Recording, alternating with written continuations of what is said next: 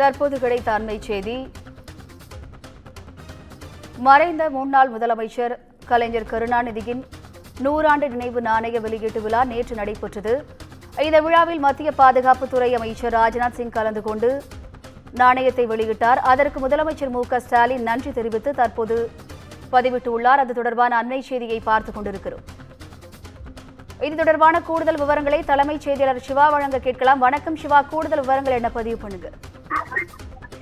வினிதா, கலைஞர் கருணாநிதியினுடைய 100 ஆண்டு நினைவு நாணயம் நேற்றைய தினம் வெளியிடப்பட்டது. மத்திய பாதுகாப்புத்துறை அமைச்சர் ராஜ்நாத் சிங் இந்த 100 ஆண்டு நினைவு நாணயத்தை வெளியிட்ட நிலையில இதற்கு தமிழ்நாடு முதலமைச்சர் மு.க.ஸ்டாலின் தற்போது நன்றி தெரிவித்து ஒரு பதிவினை தன்னுடைய வலைதளத்தில் பதிவு செய்திருக்கிறார். இது தொடர்பாக அவர்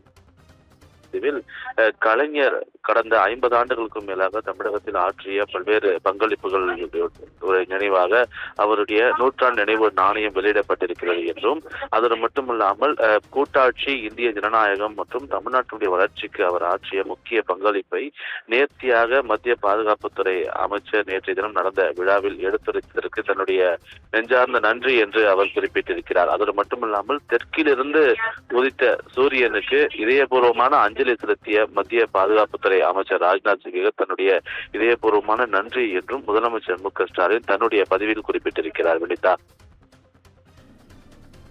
கூடுதல் விவரங்களுக்கு நன்றி சிவா.